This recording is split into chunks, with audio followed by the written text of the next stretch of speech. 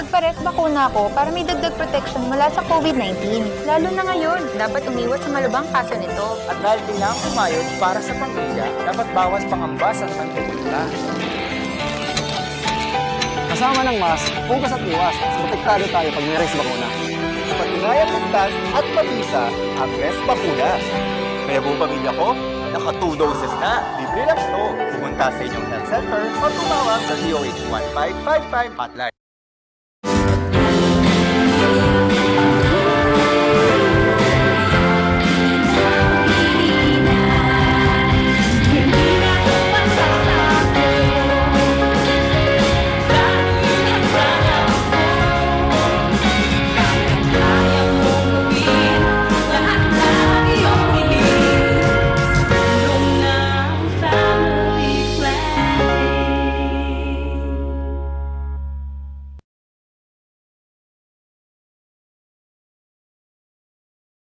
Magulo, walang direksyon, at nasa isang madilim na sitwasyon po ako palagi.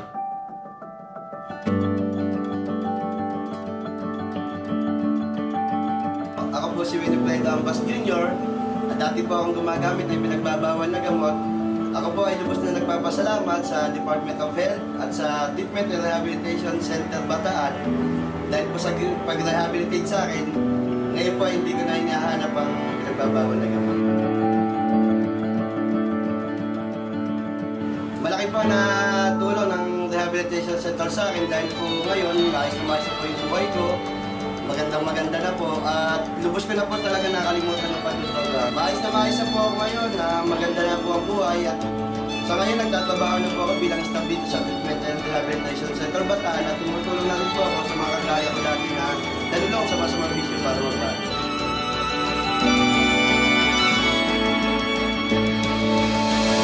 Sa mga gumagamit po ng pinagbabawal na gamot dyan, tigilan nyo na po. Wala pong magandang idudulot sa buhay nyo yan. Puro problema. Ito lang po ang inyong tandaan. Sa bisyo, wala kang panalo.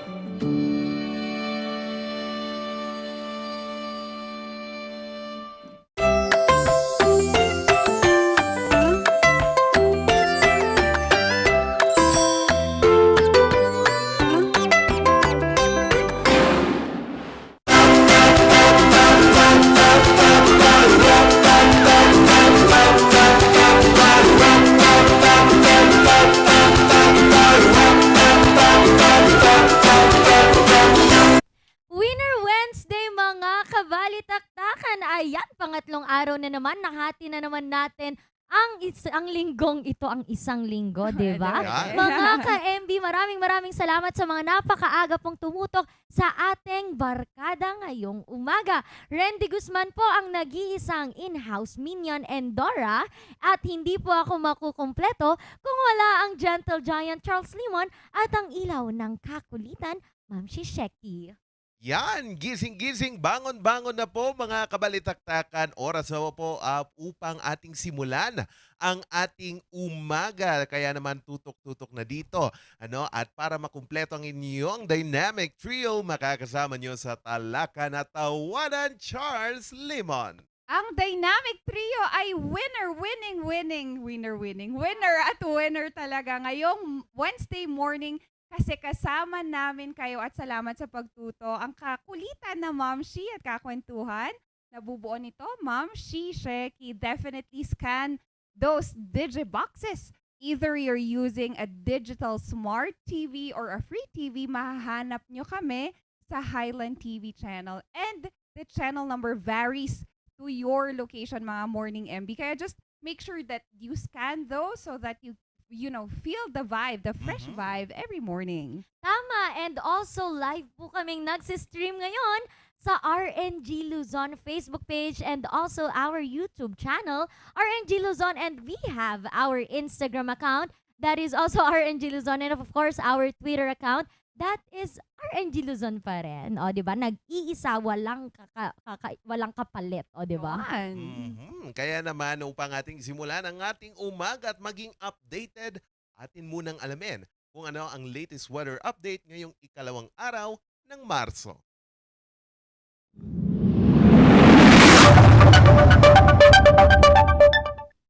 Dito sa Baguio City, ang pinakamalamig na temperaturang naitala kaninang umaga ay 15 degrees Celsius. Habang ang pinakamataas naman na temperaturang inaasahan natin mamayang tanghali o hapon ay 26.4 degrees Celsius. Ang araw ay sumikat kaninang 6:20 in the morning at inaasahan naman itong lulubog mamayang alas 6:02 ng hapon. Wow, Yan. 15 flat ulit, Flat, malamig oo. pa rin, no?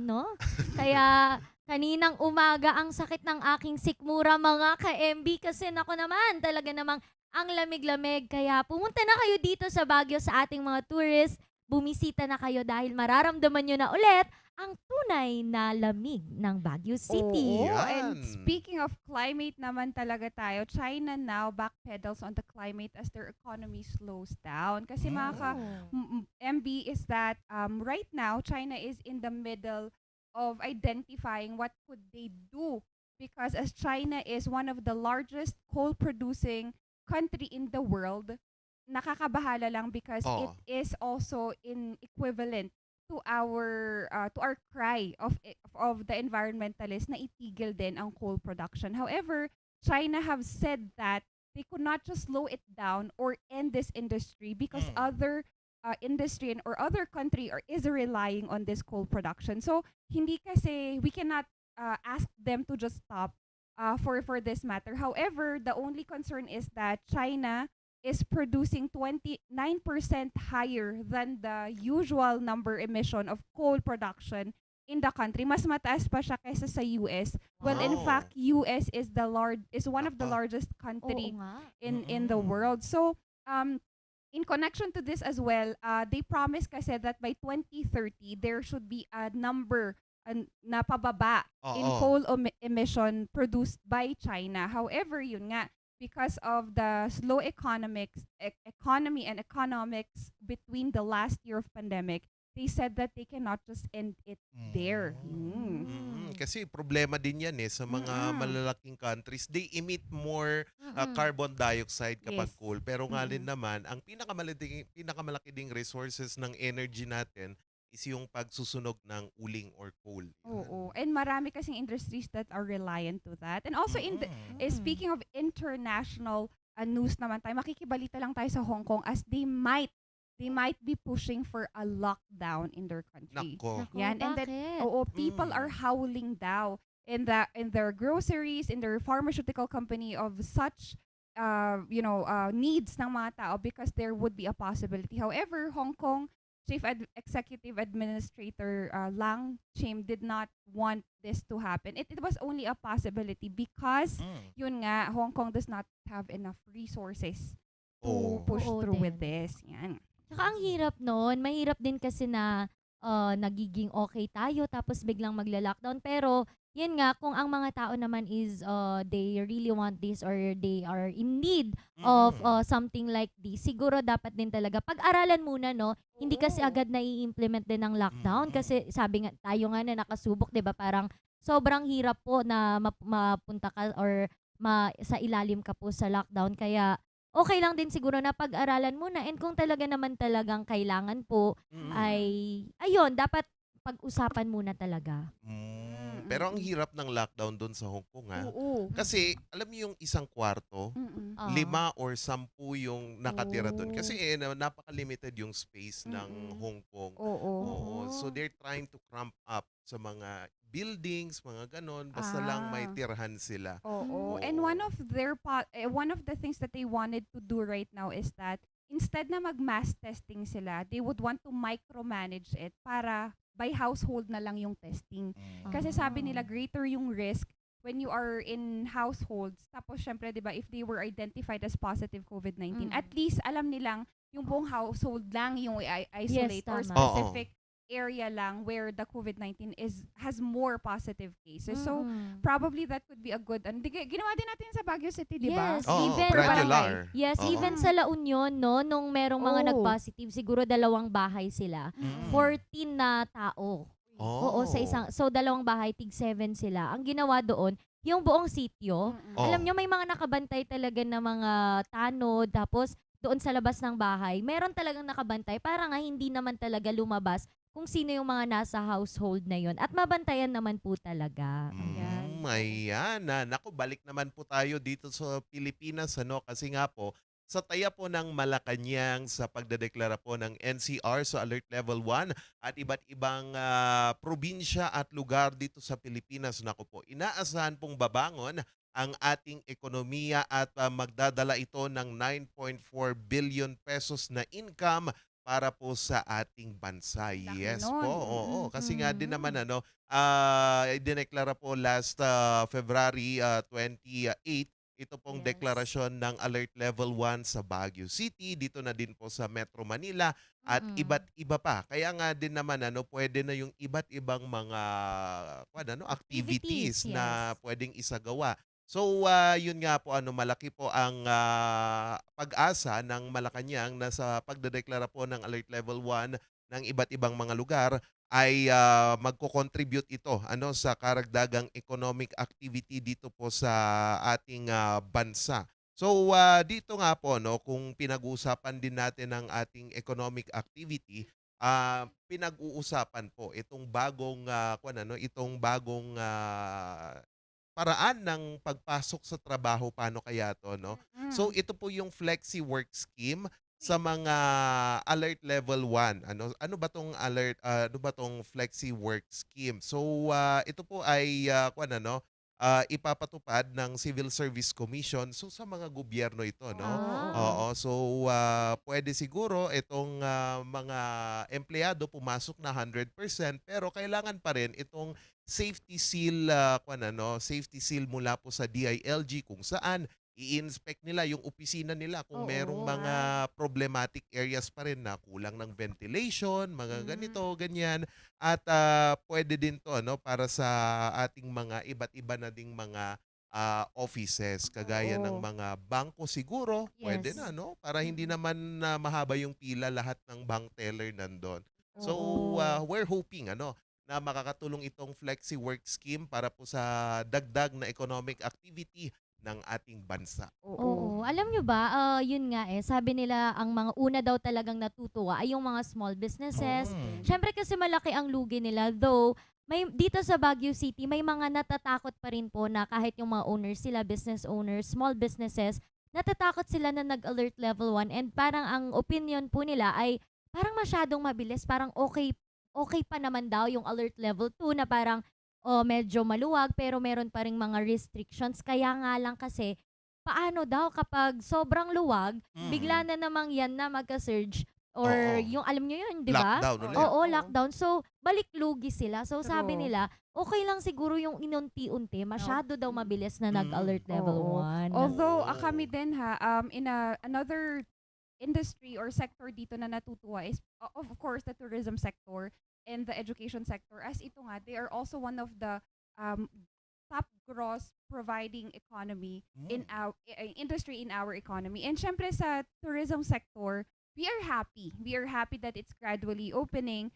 and that in the same time yung turista kasi are now more responsible. Yes. Alam mo yung kasi Napansin ko din yun more responsible sila kasi they're making sure that they follow the protocol. At saka hindi mo na talaga sinasabi ang mag-face mask or they are very keen. They are a keen observer na sabi niya talaga dito sa Baguio City natutuwa kami kasi parang we feel safe. However, in another note, syempre our business owners would also have to step back kasi syempre kahit i-open nila yan, yun nga, pag naging nag-positive ang isang buong building, it would also impede them again for another business. So, it's a balance. I believe this is just a test of what we can do pa in the next few days or months na pagluwag nga ng COVID-19 protocols.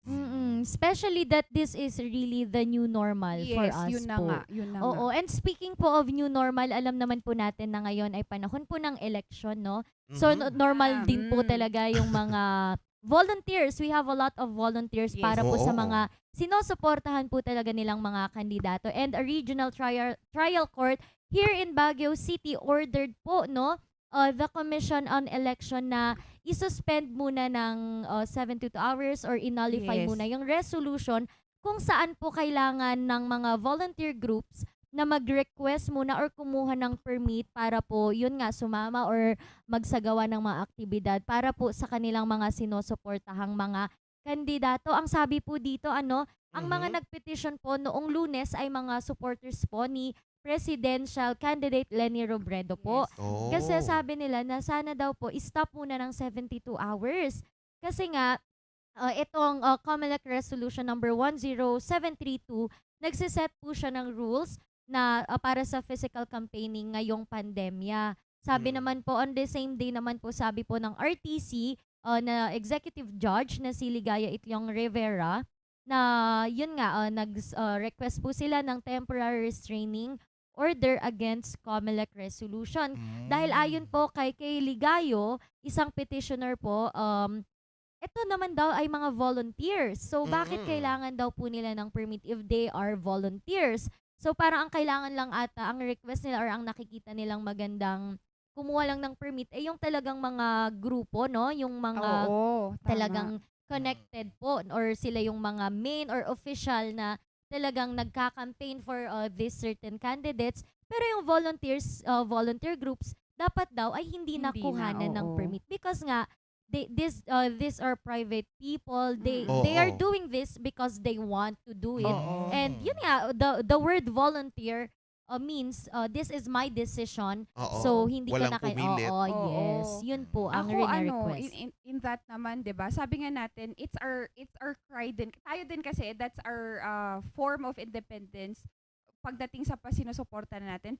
Ay kung naman they still follow the protocols and alam niyo yun, wala naman silang nilalabag Oo. under the COMELEC codes of election or whatnot. I think okay lang. I think okay lang din naman yan. That's our freedom of speech, freedom Oo. of what we wanted, freedom of expression for all the volunteers. So I for once okay lang. Basta again, you practice social distancing and no under the table. You know, alam Oo. niyo na. Yan. Oo. Sana maiwasan ang pagtaas ng kaso ng COVID-19 sa mga pangangampanya. Pero mamaya mga kabalitaktakan, ating tignan po itong nangyayari pa ring sitwasyon po dito sa Ukraine at Russia at kung ano po ang direktang epekto nito sa ekonomiya ng Pilipinas. Makakasama natin mamaya si Professor Dennis Carnacion mula po sa University of Santo Tomas upang ipaliwanag ang epekto nito sa Pilipinas mamaya po sa Tirada sa Umaga. Kaya nga, and yesterday there was an United Nations Human Rights Forum and that 100 diplomats from all over 40 Western countries have walked out in the speech of a Russian representative because they don't want to support any of that. So sa mga to all our foreign ministries and attendees that is supporting for human rights here between Ukraine and Russia rift, thank you so much for making sure that all is heard. And sabi nga nila in one of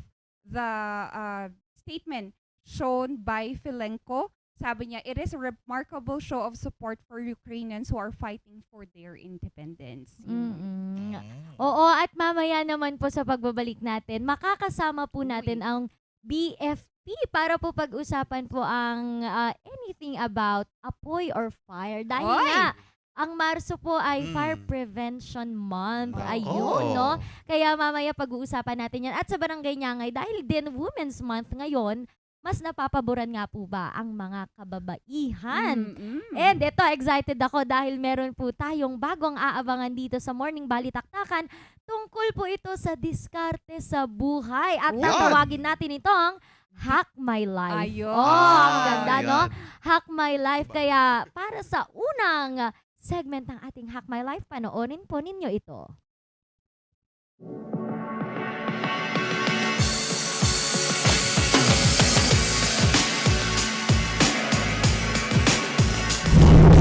From trainer to barber, mula sa pagiging gym owner at instructor noon, si Coach Shed ay isa na ring barbero ngayon. Kwento niya, labis na naapektuhan ang kanyang gym ng magkapandemya. Kaya ang kanyang diskarte, pag-iisip ng iba pang mapagkakakitaan. Kami mga labas ng house, how do we prepare that? So, yun, we tried to research on how to cut hair since meron naman kami ng clipper, although very cheap na lang siya. yun, research kami and we tried cutting each other's hair. Then I saw na it was not easy pala cutting hair. Kaya simula nun, nagkaroon ako ng interest to cut hair and then I decided to make it as a business. Kahit na kulang sa funds, hindi nagpatinag sa Jed. 2020 noong nagsimula siyang mag-practice sa tamang proseso at estilo ng paggugupit, 2021 nang nagsimula siyang magkaroon ng mga kliyente. My goal, syempre, is gawin tong long-term business. Kasi every day, meron taong gusto magpagupit. Every day, gusto nila mag-look good. Tapos, of course, ang pinaka-goal ko pa rin is palakihin yung business. So hopefully, in a few years, maka-impon ulit for chairs and other services pa, like yung shampoo and everything. So yeah, I see it as long-term business na. Ngayon, may sarili na siyang barber studio sa Ambuco Road, Baguio City. Bukod sa haircut, alok din nila ay facial massage. At sa susunod pa, nagbabalak siyang magdagdag ng iba pang serbisyo. Your best, give 100%. Tapos continue with your marketing lang para at least makita pa rin ng mga tao. And of course, return customers. Kasi kung maganda kasi yung mga quality yung nagbibigay mo, whether that's coffee, that's a gym, or barbershop, at nakita nila na may maganda pala dito. Tapos magkakaroon ka ng return customers. And you have to be consistent with your skills. You have to be consistent with everything that you're doing. Tapos don't quit kasi challenges will be there, pero ang important dyan is you don't quit.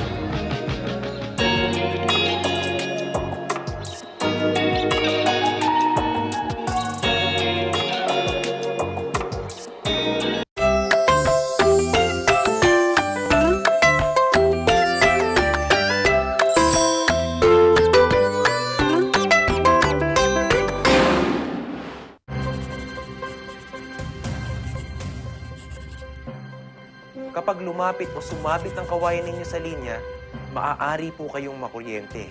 Dahil sa lakas ng kuryenteng dumadaloy sa linyang ito, ang paglapit at pagdikit ng anumang bagay na hawak ng tao tulad ng bakal, kahoy o kawayan ay maaaring maging sanhi ng aksidente o pagkamatay. Ang paalalang ito ay mula po sa NGCP.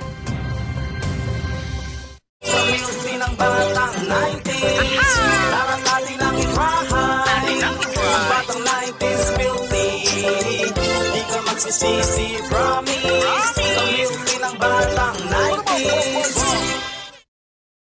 Nakukulangan ka ba sa funds with benefits mo?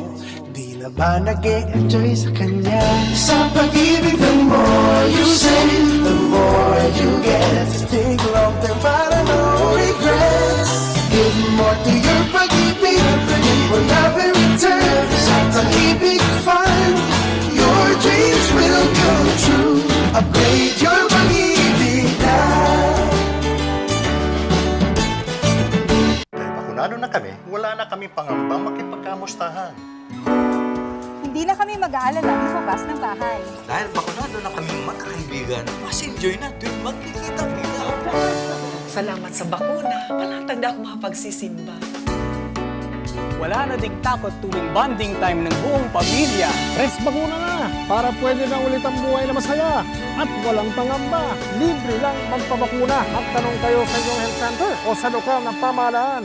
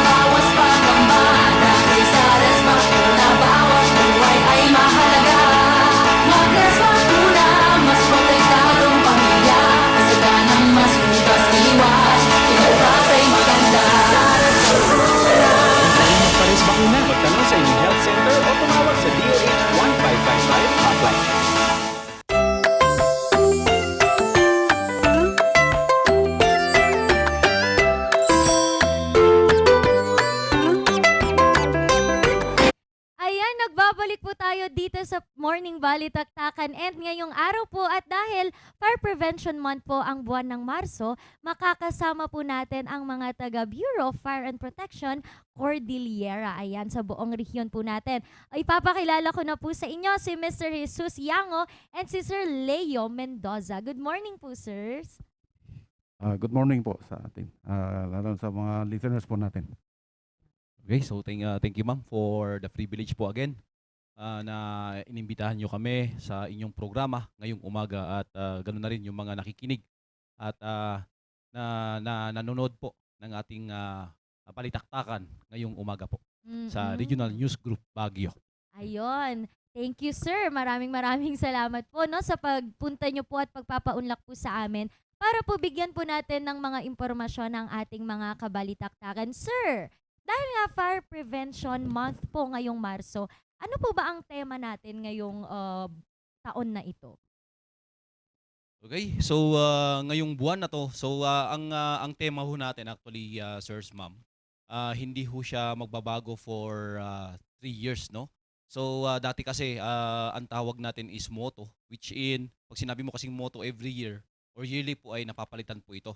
So binago po ito ng community relations sections ng national headquarters wherein ito na po yung tema natin ngayong buwan na to, no? So sa pag-iwas sa sunog, hindi ka nag-iisa. Yan po ang maikli pero makabuluhan na mensahe ng Bureau of Fire Protection. Ayan, sa pag-iwas sa sunog, hindi ka nag-iisa. Talaga nga naman pong napakaganda nito, no? Kaya sir, tatanungin ko naman po, kamusta po ba ang data po natin ng mga nasunugan po? Medyo bumaba ba or tumaas po? Good news po ba yan o bad news, mga sir? Yes, ma'am.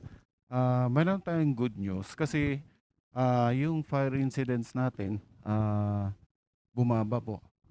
From yung fire incidents natin ng 2020 is nasa 391.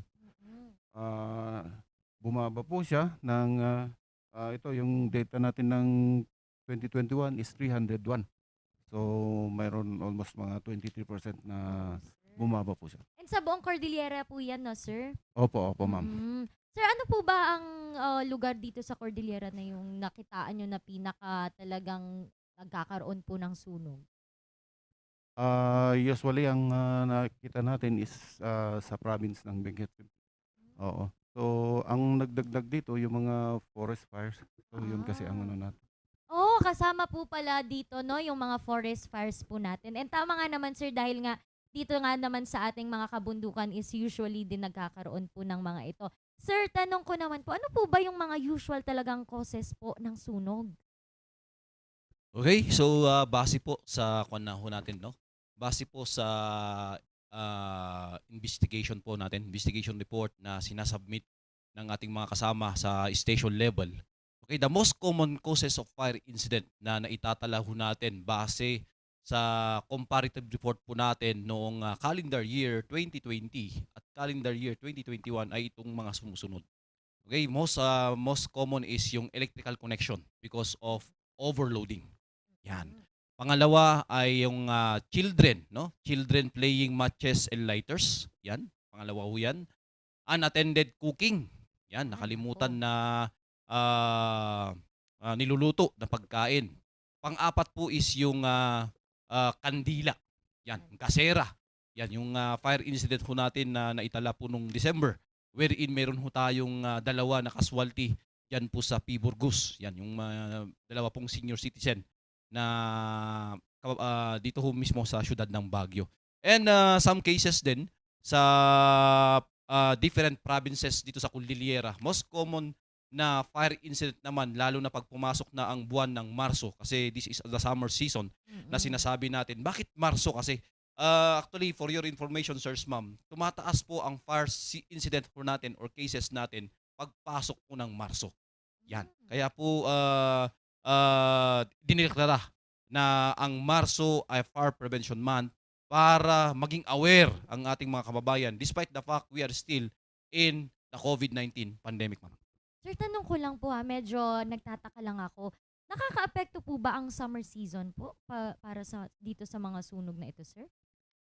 Okay, so usually ma'am, ngayon no, base sa kwan natin naman sa yung discuss ni sinabi ho ni Sir Yango no, na fire incident related cases natin, yung total number no. So bumaba naman siya kumpara noong 2019 kung saan wala pa po yung COVID-19. So ibig sabihin naging aware naman ho yung mga kababayan natin. But unfortunately, no, sa when we talk about forest fire, grass fire, garbage fire, yun pa rin yung mataas na insidente natin.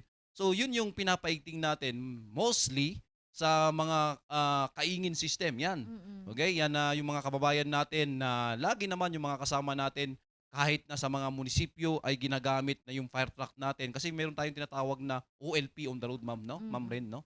Or Renny, na OLP on the road, which means they are informing our constituents, yung mga kababayan natin, even yung hindi po naabot ng fire truck, wherein ginagamitan na po ng mga sariling motorsiklo para maabot lang yung mga liblib na lugar at magbigay paalala yung mga kasama natin sa station level na bawal na po ang magsunog. Kasi under Republic Act 9003, ma'am, yung DNR law, no, pinagbabawal na po ang pagsunog po ng kahit anong klase ng basura, even yung mga branches po ng puno, and even yung mga dry leaves. Bawal na po yun, ma'am. Sir, meron lang po akong gustong itanong. Dahil po sa barangay po namin nung 2 years ago, parang meron pong isang bahay na nagpapausok ata sila sa loob. Ngayon, yung kapitbahay po nila, edi tumawag sila ng galing sa BFP dahil akala nga nasusunog. Sir, pag may mga ganito po bang aktibidad yung mga sa loob ng bahay at gusto nilang ganyan nga magpausok, may lamok, ano po ba ang dapat muna nilang gawin, sir? Magpapaalam po ba muna sila? Siguro yun ang isang bigyan natin ng attention kasi ma-alert yung mga kapitbahay. So kung may ganyan ng kwan na kung sakali magfa-fogging kasi yun ang isang instance na tinatawag sa sa atin, siyempre nabubulabog yung kapitbahay. So pag merong ganun, dapat ipaalam nila sa pinakamalapit na fire station para alam kung anong pinagagawa nila. Tama po, no? Mga kabalitaktakan dapat sabihin po ninyo para nga po hindi tayo mag-cause po ng, alam niyo yung takot sa ating mga kapitbahay. Sir, tanong ko naman po, ano po ang mga aktibidad po natin para ngayong buwan na ito? Okay, so kahapon po, nag-umpisa na po ang kick-off program ho natin sa Fire Prevention Month campaign. Okay, so ibig sabihin, simultaneous po ito, no? Hindi lang po dito sa Cordillera. And of course, this is a nationwide campaign po ng Bureau of Fire Protection. So, number 1 po is yung motorcade, wherein tayo po yung nagpapasalamat sa mga kasama natin sa line government agencies, no? Hindi na natin sila papangalanan. Even yung non-government organizations and even the private entities na wala yung mga stakeholders and even the local government unit na wala pong sawang sumusuporta sa programa ng Bureau of Fire Protection. So yan po yung una ho natin. Pangalawa is yung activation po ng First Community Relations Week, wherein itong week na to is talagang very busy, no? Yung mga station level ho natin. Kasi ito po yung week na magbibigay kaalaman or magbibigay po ng mensahe or magkakandak po ng seminar, trainings, and under the new normal, okay, so gagawin na ho natin yung dating routine ho natin na magkakandak ho tayo ng Fire Safety Orientation Seminar, Disaster Management Seminar Orientation, no? Yung mga firefighting, yung mga fire drill, earthquake, and much more, ma'am, no? Marami pa ho kayong tututukan na aktibidades ng Bureau of Fire Protection. Pag sinabi ho kasi nating Fire Prevention Month, this is a long month celebration, ma'am. So hindi lang ho tayo magpo-focus sa yung week. So that is the first kasi na activation ng Community Relations Week. But of course, from time to time, nandyan po ang mga tanggapan ng pamatay sunog para magbigay po ng mensahe at of course to dagdagan yung kaalaman ng ating mga kababayan in relation sa fire prevention. Ayun, speaking po of dagdagan ng kaalaman, sir, para naman po sa ating mga kabalitaktakan, sir, can you give us tips po kung paano nga po ba talaga makakaiwas po sa sunog? Okay, so nung February 8, 2022. Ano? So nagbaba po ang national headquarters po namin ng Memorandum Circular Number 2022-003. Ito po yung policy and guidelines institutionalizing the Fire Prevention Month campaign of the Bureau of Fire Protection, detailing its component activities, mandating its annual activities. Ito, actually, Ma'am Renny, no? Para bigyan din ng updates yung mga kababayan natin, yung manonood at sumusuporta ng ating programa, is yung Republic Act 11589. Ano po ba itong batas na to? Ito po yung BFP Modernization Act of 2021, kung saan nilagdaan po ito ng ating very supportive and energetic senador, no? Na si Senator Ronald Bato de la Rosa, no? Na talagang mamodernize na po ang Bureau of Fire Protection, at tayo po yung nagpapasalamat din sa ating presidente at suportado po niya ang programa ng ating bureau, no? In relation sa pag-purchase po ng bagong fire trucks, pagtayo po ng mga station, kasi for your information po, ano, mahigit pa pong 120 municipalities dito sa Pilipinas ang wala pa pong fire station. At the same time, nagpaparami na rin po ng strength, no? Dumadami na rin po yung mga bumbero. At the same time, pagbili, pag-purchase at pag-procure po ng personal protective equipment, and at the same time ng ambulance. Okay? So yan po yung Modernization Act law ng BFP. And of course, yung program natin ng FPM. Ito po yung Fire Prevention Month campaign natin, kung saan ano ba yung essence po dito, no? So ang objective po talaga ng fire prevention po natin is ma-decrease po ng 8%.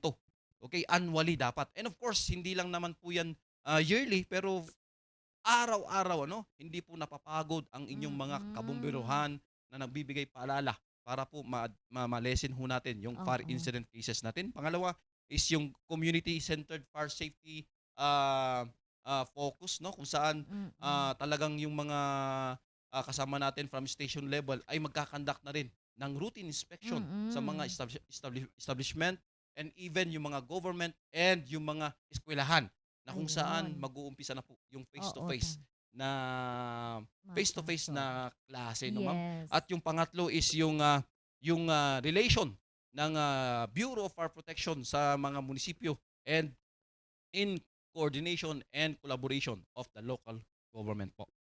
Ayun, sana po nakapulot tayo ng impormasyon, sir. Sa mga bahay, sir, dahil nga ito yung mga usual, no, na mga wala kasing fire extinguisher. At least pag sa mga buildings merong medyo safety. Sa mga bahay, sir, ano po ang tips po ninyo sa mga may-ari ng bahay, sa kung saan man sila nakatira, para yun nga maiwasan yung mga pagsisimula po ng sunog? Okay, thank you sa katanungan diyan, no.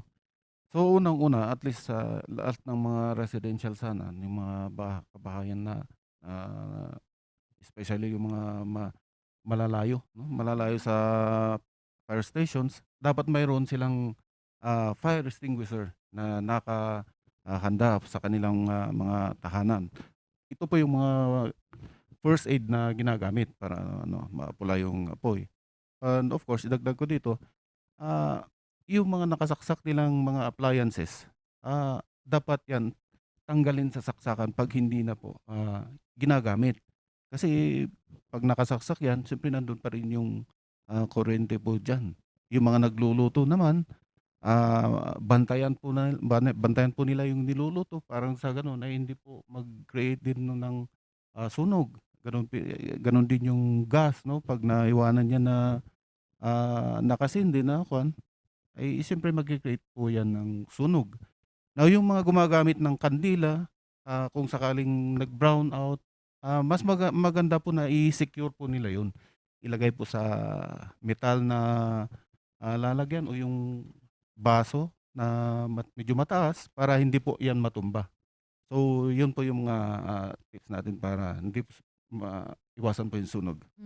Sir, pero dako naman tayo. Paano pag meron ng sunog? Anong dapat gawin ng ating mga kabalitaktakan, sir? Yan, no? Yan yung very unusual, no, na tanong sa atin. Ano ang dapat gawin kapag may sunog? Okay? So ito binibigyan ho natin ng paalala ang ating mga kababayan. Huwag ho sana nating unahin yung mag-Facebook po, yung nag-Facebook tayo, binibideo natin, no? Yung fire incident natin. Dapat aware ho tayo, sirs, ma'am, sa telephone number ng nearest fire station sa inyong lugar or locality, no? So, para po maiwasan ho natin yung sinisisi, yung mga responders, most especially yung pag mayroon na pong sunog or fire incident na nangyari. At of course, common na po ito, na sinisisi ang mga bumbero, bakit daw late na pag dumating? Bakit daw, Ma'am Renny, na lagi daw kaming late? Kasi wala pa naman kasi talaga na nangyari, even sa Guinness Book of Record, nauna ang bumbero sa sunog, no? Dapat aware ho tayo sa mga telephone numbers ng nearest fire stations. Hindi lang po sa fire incident, at the same time, yung mga medical assistance or mga yung tinatawag nating emergency, no? Kasi meron na hong mga ambulance ang mga istasyon natin. And of course, yung malapit na hospital at the same time, no? Para maiwasan ho natin na nasa sinasabi ho natin late na, okay? Na dumating ang mga responders. Sana isipin din ho natin kung tayo ba'y ginawa ho natin yung part natin as a concerned citizen at natawag ho natin yan. At kung naman yan, agad-agad naman tutugon at re-responde ang mga kasama natin yan sa mga station level. Ayan, mga kabalitaktakan, dapat po talaga ang magpapanik po, no? Ang pagpapanik ay normal lang siguro naman yan dahil talaga namang nakakakaba po pag nakakita na kayo ng sunog. Pero dapat alam pa rin po natin, mga kabalitaktakan, ng ating gagawin at kung sino ang ating mga unang dapat tawagan at hindi nga Facebook nga naman po. No, sir? Para sa aking huling katanungan, paano naman, sir, kung kunyari gusto ko pong maging parte ng tropa ng BFP. Paano po ba ang ating mga recruitment po? Okay, so para po sa kaalaman ng ating mga kababayan,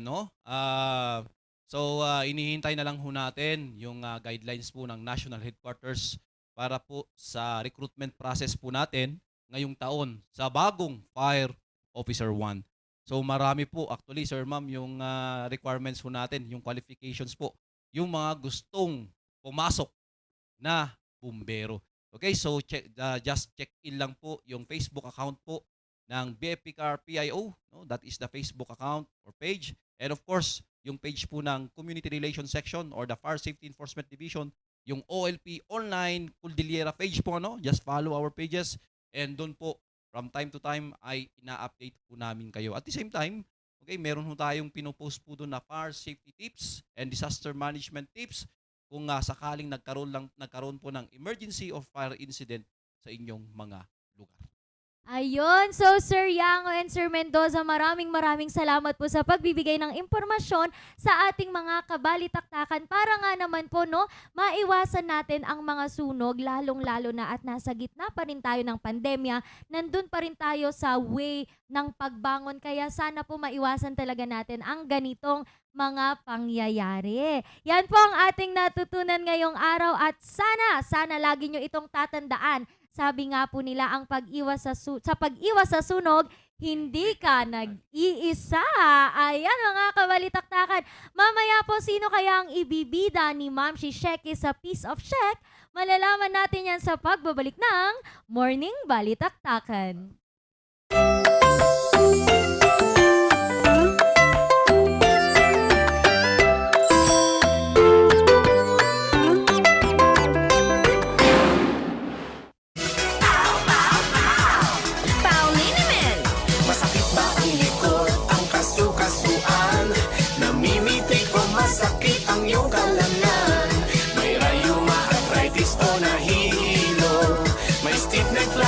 So masakit ang ulo sa Pauliniment, ginhaway garantisado. Pauliniment, isang pahid ka lang. Dahil walang out sa POW! Bizarre Music offers a complete line of musical instruments.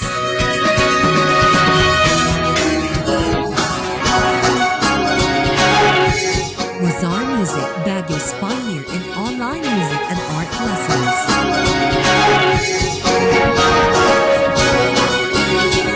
Mazar Music, bringing music closer to your hearts.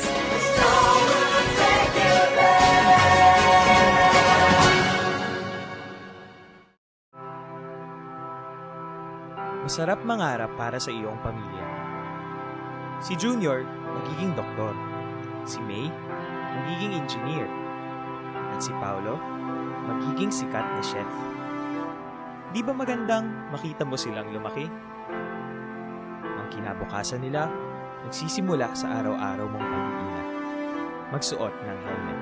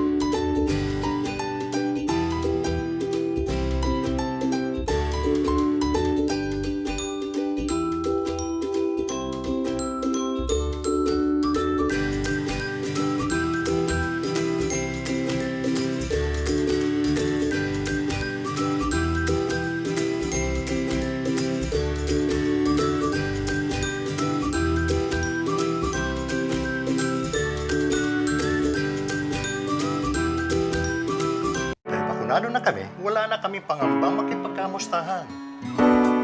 Hindi na kami mag-aalala lumabas ng bahay. Dahil bakunado na kami magkakaibigan, mas enjoy na tuwing magkikita-kita. Salamat sa bakuna, palatag na ako makapagsisimba. Wala na ding takot tuwing bonding time ng buong pamilya. Press bakuna na para pwede na ulit ang buhay na masaya at walang pangamba. Libre lang magpabakuna. Magtanong kayo sa inyong health center o sa lokal na pamahalaan.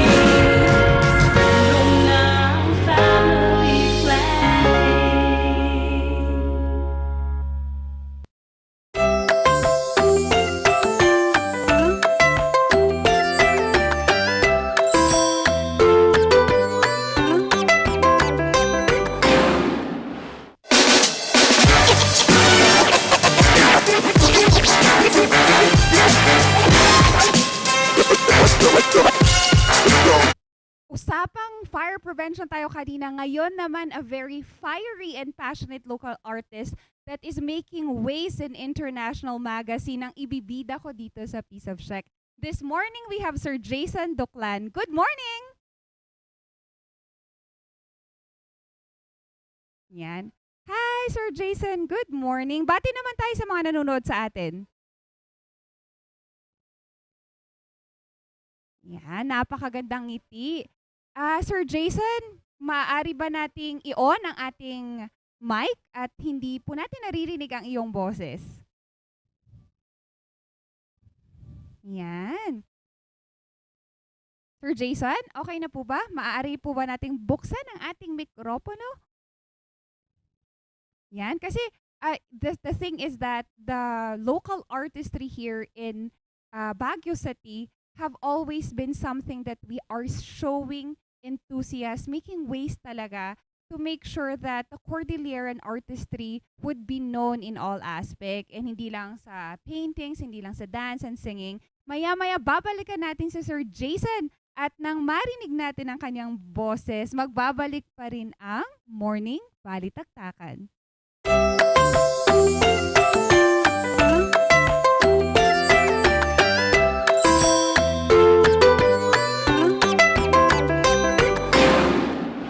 Hello, good morning, TG Home Builders po.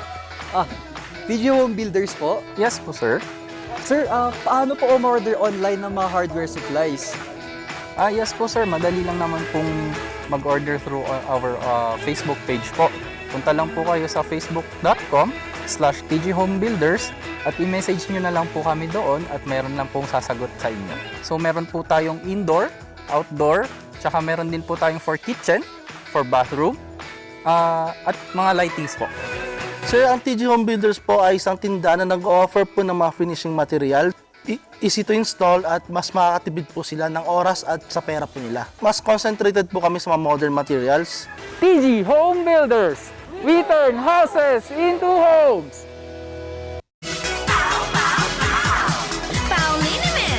Masakit ba ang likod, ang kasu-kasuan? Namimitig o masakit ang iyong kalamnan? May rayuma, arthritis o nahihilo? May stiff neck, flatulence o masakit ang ulo? Sa Pauliniment, ginhaway, garantisado. Pauliniment, isang pahid ka lang. Dahil walang out sa POW!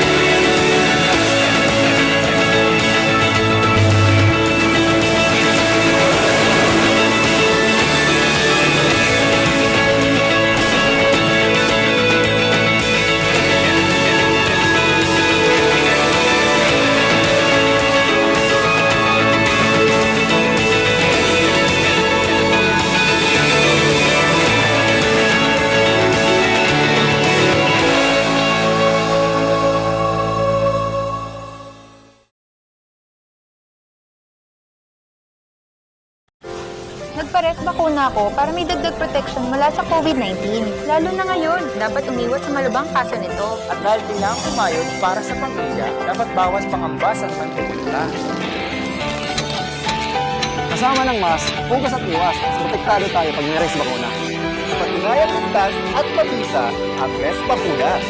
Kaya buong pamilya ko, naka 2 doses na. Libre lang ito. Pumunta sa inyong health center o tumawag sa DOH 1555 hotline.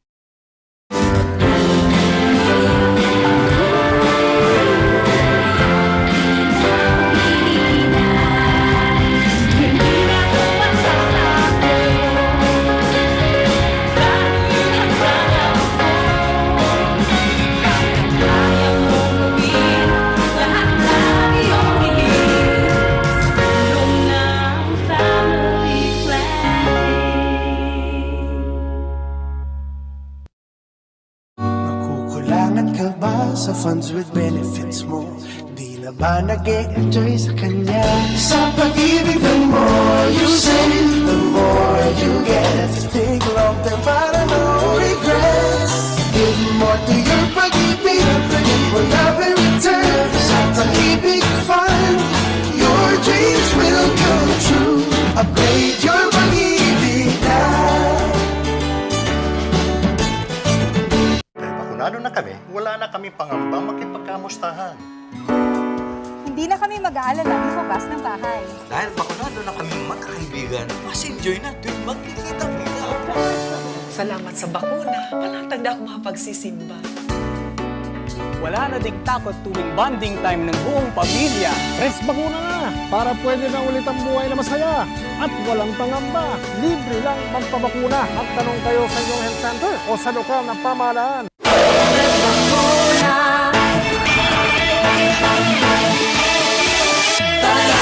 Mag-res bakuna para bawas pangamba. Dahil sa res bakuna, bawat buhay ay mahalaga. Sa res bakuna,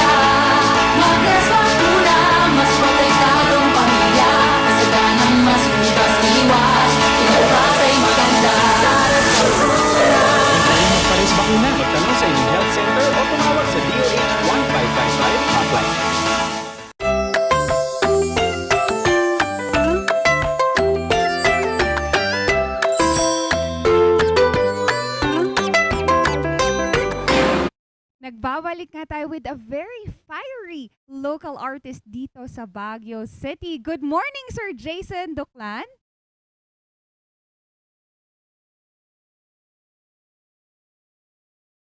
Alright, mukhang ano ata. At try natin, Sir Jason, to remove na lang the headset. Baka po mas marinig natin kayo pag tinanggal ang ating headset. Kaya nga, yung mga artist kasi natin dito sa Cordillera, mga morning barkada, they're just not limited in using their arts in form of just painting. Ang iba nating artists, they're infusing or incorporating this patterns into weaving, in artistry, and other things that is complementary in our uses. Kaya nga naging malaking bagay na ang mga inabel natin, ang ating weaving ay nabubuhay sa ganitong paraan din. Aside from that, we're using it for earrings, for our apparel, bags, and anything, as long as these things are all due to respect in the weaving and the inable use talaga. Kasi it has been an ongoing issue before na some Cordilleran may have felt na ginagamit siya for other uses like table runners, hindi kasi siya proper way, but our artists are making sure that these are not really overlooked in the course of time. So, Sir Jason, okay na po ba tayo? Ayan. Kasi, some of his arts are actually very surreal, and that most of his paintings are its inspiration moving into the people around them. And sabi nga ni Sir Jason in one of our conversations, sabi niya that it may depend on the mood that he want. And again, babalikan ayan nga, one of his artists are the things that he is working on. And yun nga, one of the things that he is doing is to be now into magazine type of artistry. Yan. Sige. And with that, alam naman natin na napapalaki natin on how we identify this form of artistry, either only not in painting, not only by weaving. And nakakatuwa kasi we are promoting the culture of the Cordillera region in all other and international borders as well. They're remove the perception of now, the nuances of the people about the Cordillera region, and putting a great way in identifying our identity in international platform. Dadating nga din in a few that this artistry is, making sure that this is not a dying industry for everyone. Ayan. And mamaya-maya nga, ayan, syempre yan nga. And another is that Baguio City being known as a Baguio Haven, it has always been an inspiration of our local artists to make sure na hindi natin makakalimutan why we have been part of the UNESCO heritage site for folk arts. Yan. Kasi hindi talaga naging limitado ang mga bagay for our local artists. Yan. And then, babalikan natin yan in a few sa pagbabalik ng Morning Balitaktakan.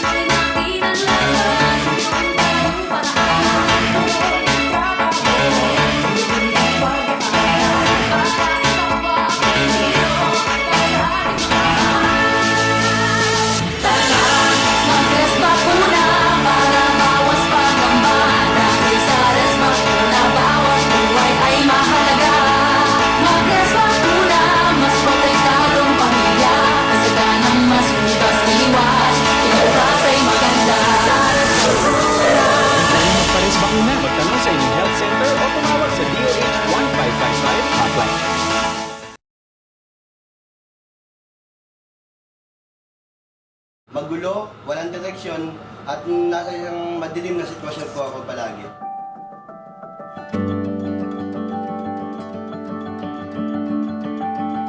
Ako po si Winifred Ambas Jr.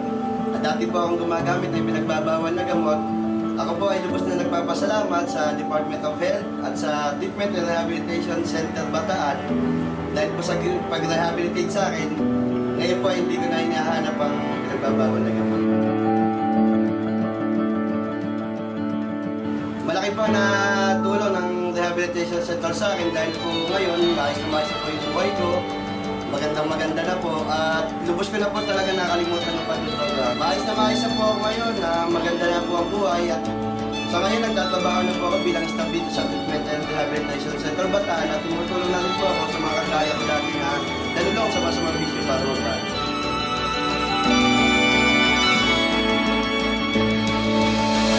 Sa mga gumagamit po ng pinababawal na gamot dyan, tigilan nyo na po. Wala pong magandang idudulot sa buhay nyo yan. Puro problema. Ito lang po ang inyong tandaan. Sa bisyo, wala kang panalo.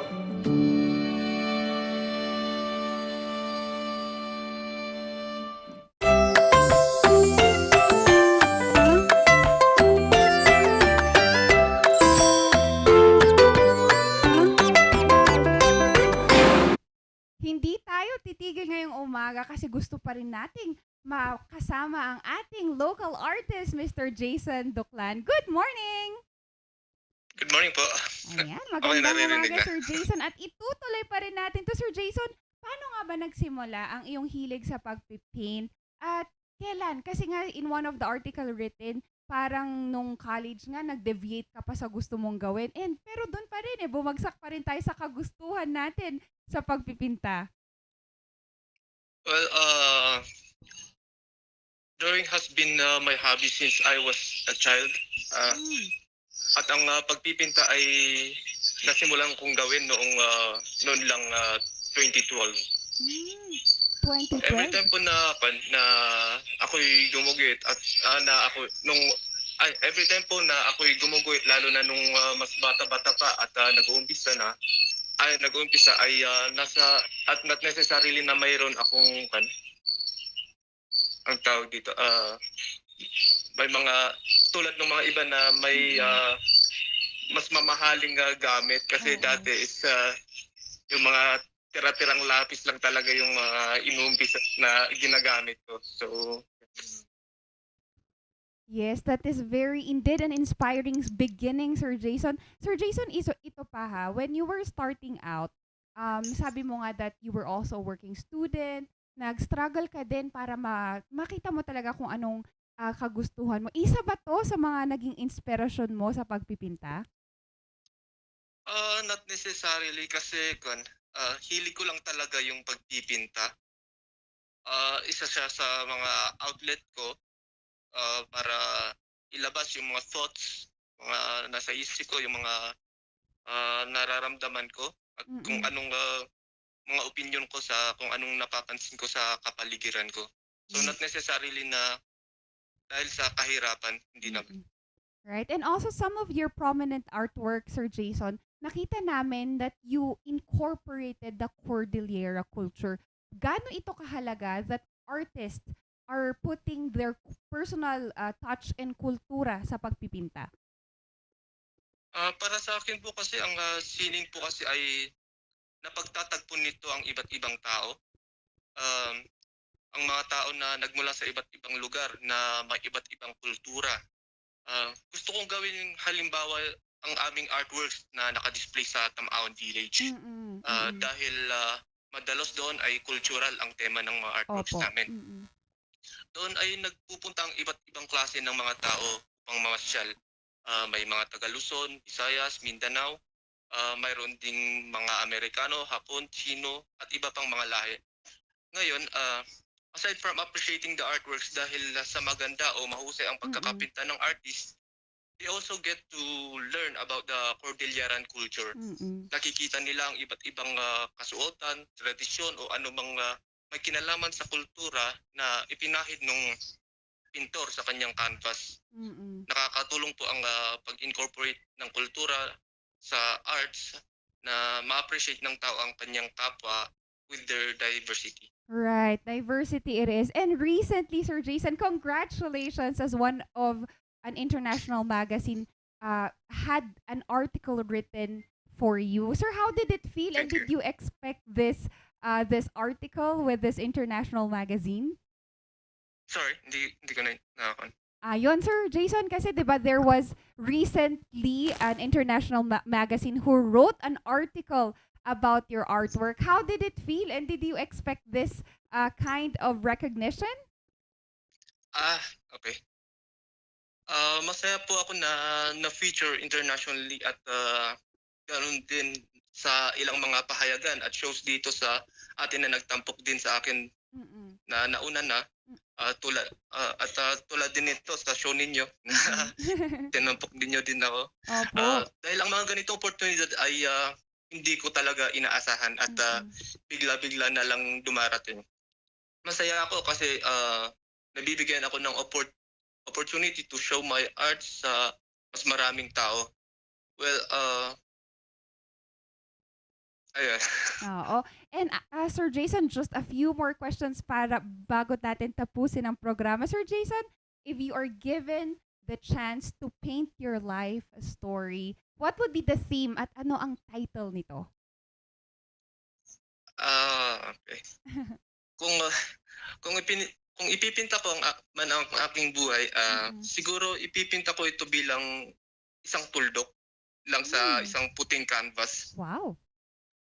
Ang tuldok na iyon ang siguro kumakatawan sa aking karanasan o kaalaman sa buhay, habang ang maluwang na blankong parte ng canvas ay ang kumakatawan naman sa mga bagay na dapat ko pang matutunan. So maluwang pa yung space para sa bagong kaalaman at para sa mga darating pang experience. Kaya excited ako laging harapin ang panibagong bukas para sa mas marami ko pang matutunan. Ito rin kasi ang kaisipan na lagi kong nire-remind sa sarili ko upang mapanatili kong nakatapak pa rin ang aking mga paa sa lupa kahit ano pa man ang makamit ko sa buhay.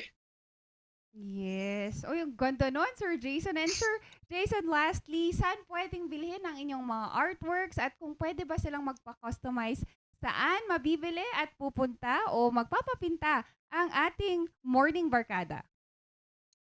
Usually kasi yung pag nagbebenta, ini-exhibit po namin sa mga galleries.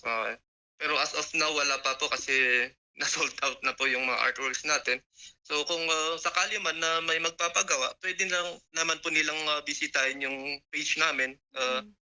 Igorotly Made yung pangalan, or personally contact me sa account ko sa Facebook. Wow, maraming salamat Sir Jason at ingat po tayo. Ingat po. Thank you po. Yan, this morning nakita natin how he is very good at and he's very passionate on making ways to make sure that our culture is still infused in everything that we do. And a takeaway is that, sabi nga natin, magaling ka man sa mga bagay-bagay, but we always need to be teachable. And yun, isang bagay na natutunan ko rin as we go along life's journey. Siyempre, hindi natin tatapusin to at meron pa tayong isang ibibida at makibalita tayo sa ating mga nangyayari sa Ukraine sa pagbabalik ng Morning Balitaktakan.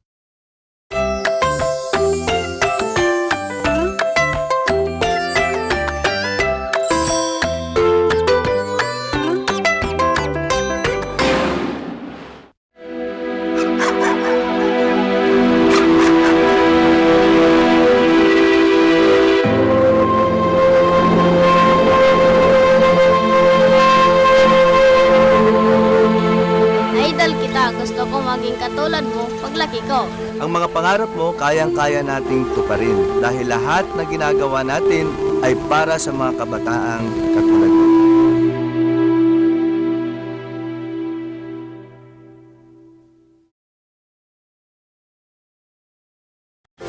Nagpares bakuna ako para may dagdag protection mula sa COVID-19. Lalo na ngayon, dapat umiwas sa malubhang kaso nito. At dahil kailangan kumayod para sa pamilya, dapat bawas pangamba sa manlulula. Kasama ng mask, hugas at iwas, mas protektado tayo pag may res bakuna. Patunayang ligtas at mabisa ang Res Bakuna. Kaya buong pamilya ko, naka 2 doses na. Libre lang ito. Pumunta sa inyong health center o tumawag sa DOH 1555 hotline.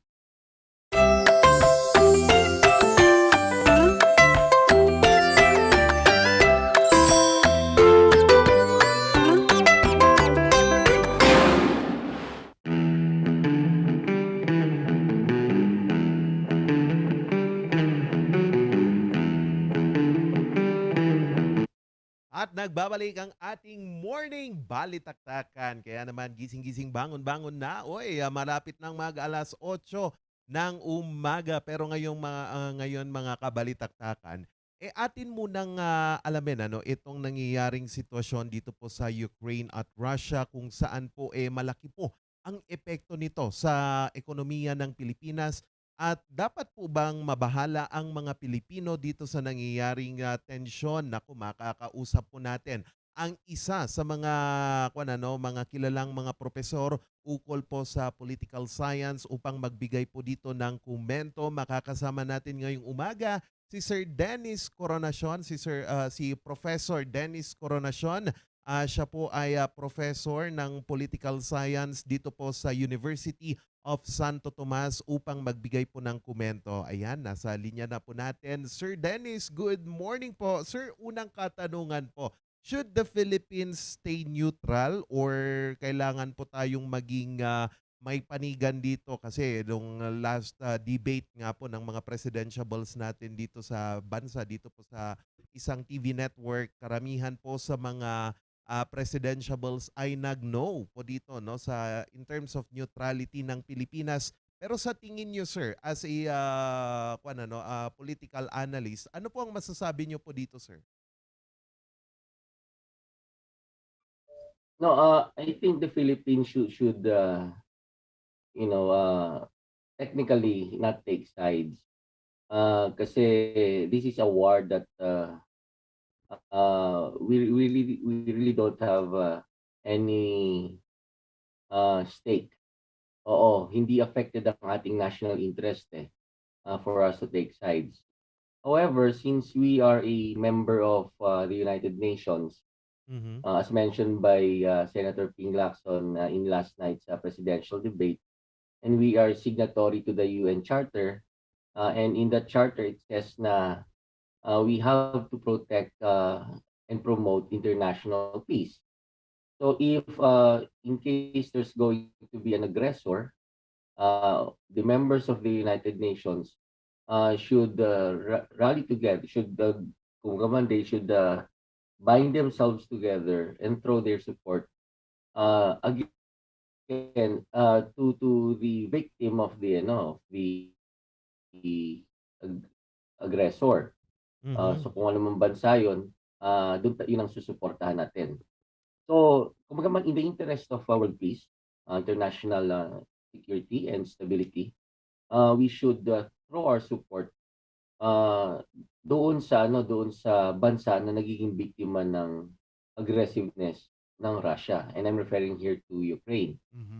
Oo, so and this is not because we have a national interest that we need to protect and promote, but rather because we are a member of an international community whose goal is to maintain stability and world peace. So yun ang ating habol, yun ang ating interest doon. So it's not necessarily about taking sides kasi the conflict is so complex. O may mga nagsasabi na may historical roots pa yan, may cultural dimension, and the nuances of these things hindi natin maintindihan. Oo, kasi we are not in any way related to them. Oo. Hindi nila tayo kalahi at hindi natin na-experience yung mga naranasan nila.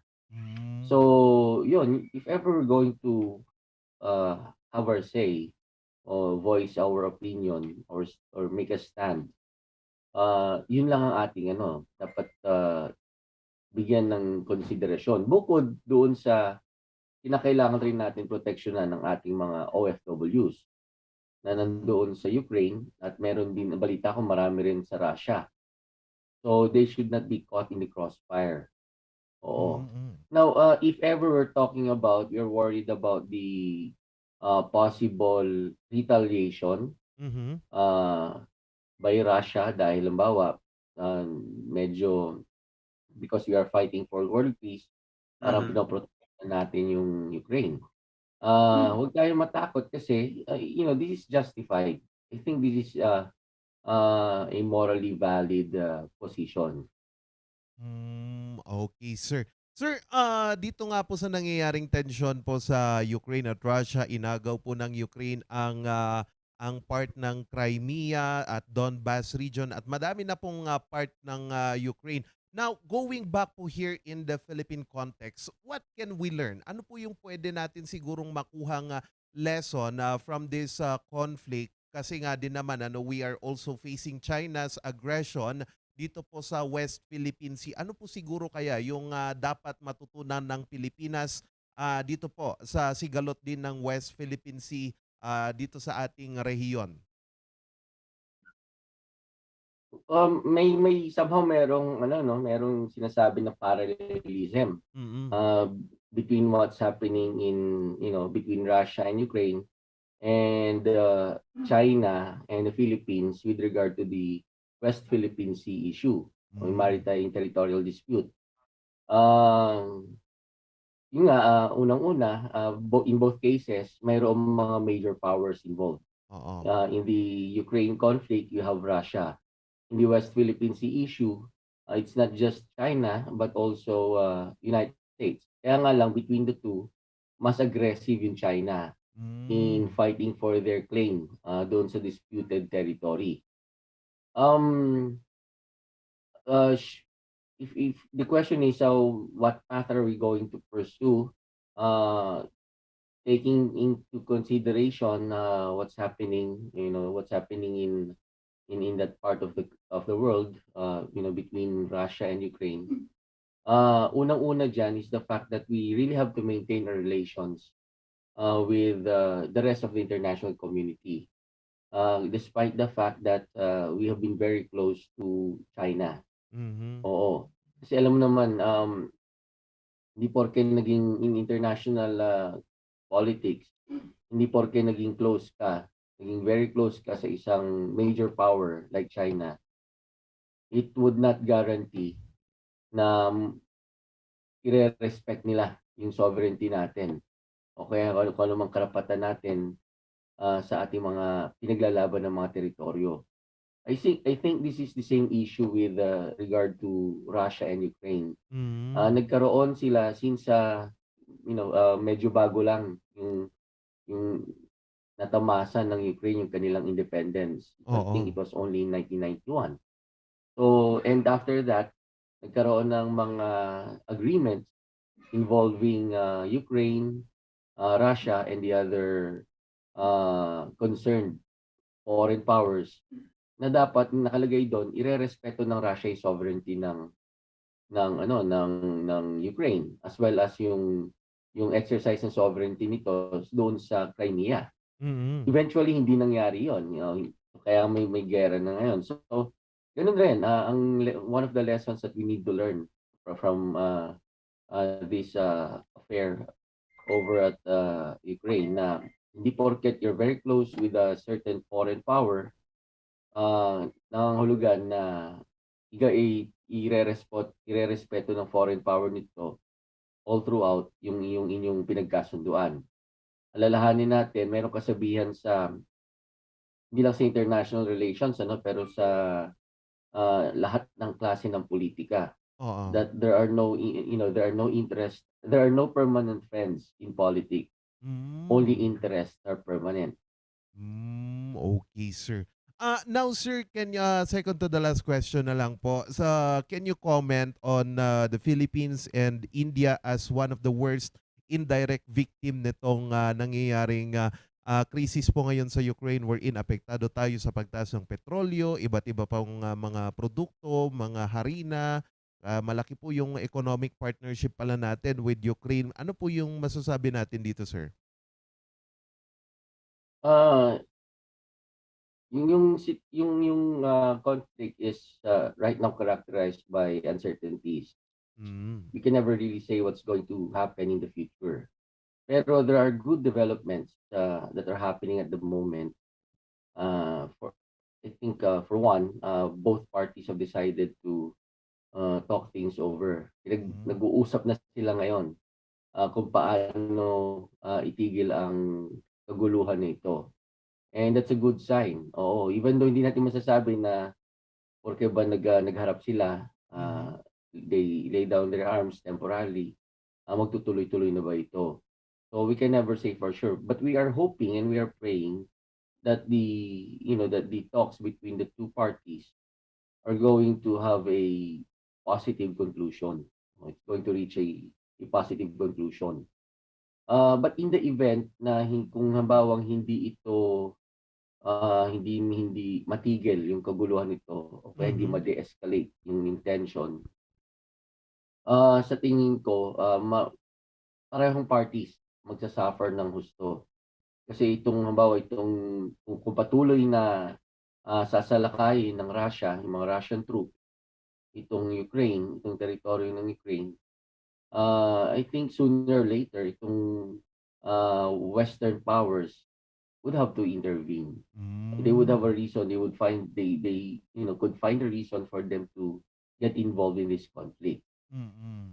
Okay, sir. Nako, nangangamba yung ilan. But sir, baka magkaroon to ng World War III kung makiki-interfere ang mga bansang Inglaterra or England, US at iba pa. Now sir, finally, what can we do? Ano yung pwedeng gawin ng Pilipinas from its standpoint ng Pilipinas to interfere or siguro makitulong na makipag-usap dito po sa bansang Ukraine at Russia? Ano po yung siguro least that we can do? Kasi hindi naman po tayo pwedeng magpadala ng mga sundalo or mga supply doon, sir. Ano po yung pwede nating gawin? Siguro tama ka dun, napaka-adverse yung impact even though malayo. In terms of geography, malayo naman talaga eh. Pero since we are living in a globalized world, wherein countries at saka yung mga multinational corporations and non-state actors have developed relationships na kung saan parang naging interdependent na sila sa bawat isa. So, we cannot live in in an isolated world na kung ano man ang nangyayari doon sa part na yun ng mundo, walang kinalaman sa atin. One proof that mayroong impact yan is the oil price increase. So, we should be prepared internally. Ano ba mga pwede natin gawin? We should have long-term solutions. Oo. May mga proposal. I heard from one presidential candidate o vice presidential candidate yata yun, na bilhin daw pabalik yung Petron. O para mayroong isang company, government-owned company, na that would stabilize the oil prices within our country. So maraming proposal, meron pa ring subsidy.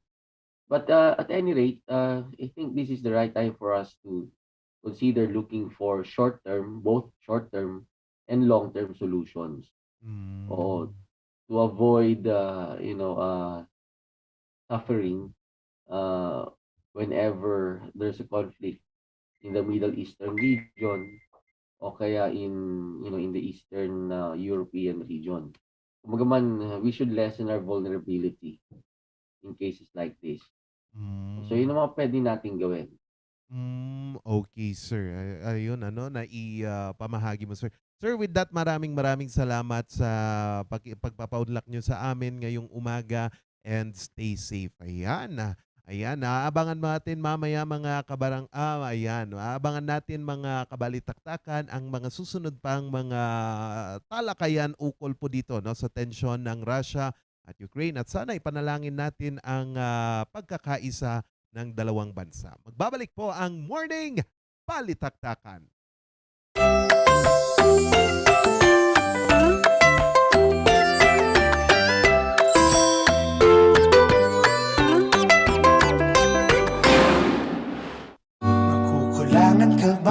funds with benefits mo. Di na ba nag-e-enjoy sa kanya?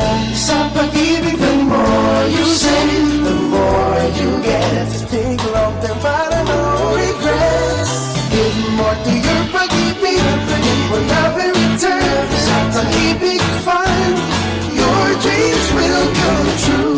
Upgrade your pag-ibig now. Nagpares bakuna ako para may dagdag protection mula sa COVID-19. Lalo na ngayon, dapat umiwas sa malubhang kaso nito. At dahil kailangan kumayod para sa pamilya, dapat bawas pangambas at mantika. Kasama ng mask, hugas at iwas, mas protektado tayo pag may res bakuna. Patunayan ligtas at mabisa ang Res Bakuna. Kaya buong pamilya ko, naka 2 doses na. Libre lang ito. Pumunta sa inyong health center o tumawag sa DOH 1555 hotline.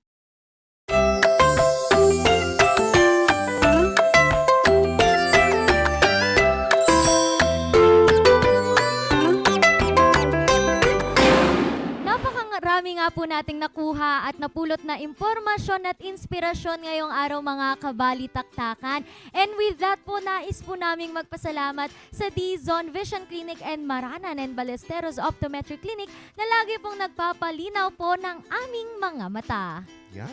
And syempre, magpapasalamat din kami sa TG Home Builders who pioneered in online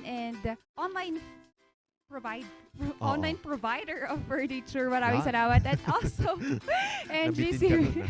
Hindi ko alam yung sasabihin ko next. NGCB for bridging progress into motion. And maraming salamat po sa mga nanonood sa atin. Yan, maraming salamat din sa reskilling our children sa playing ng kanilang mga music. Yun ang Musar. Yan, available po ang mga iba't ibang music lessons. And also, kapag napagod ka, pwede kang uminom ng batang 90s milk tea. Tama mga kabalitaktakan. At pwede din kayong mamasyal over the weekend at kahit weekday sa Pugo Adventure. At wala nang aw sa PAW! With that, mga kabalitaktakan, maraming salamat po sa lahat ng tumutok at sinamahan kami ngayong araw. Ang nag-iisa pa rin, Dora in the house, Randy Guzman. Nakasama niyo naman ang inyong Gentle Giant sa Tawanan at Talakan, Charles Limon. Gusto ko yung Gentle Giant. Ang Mamshi nakakakwentuhan at katsikan every morning. Mamshi Sheki, ang isang araw na naman ang binuo natin ngayong Winner Wednesday. Magbabalik kami bukas. Ito pa rin ang inyong dynamic trio dito lamang sa Morning Balitaktakan!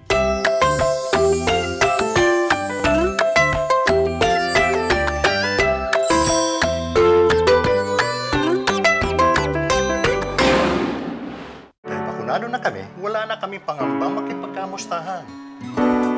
Hindi na kami mag-aalala ng bukas ng bahay. Dahil bakunado na kami magkakaibigan, mas enjoy na tuwing magkikita-kita. Salamat sa bakuna, palatag na ako makapagsisimba.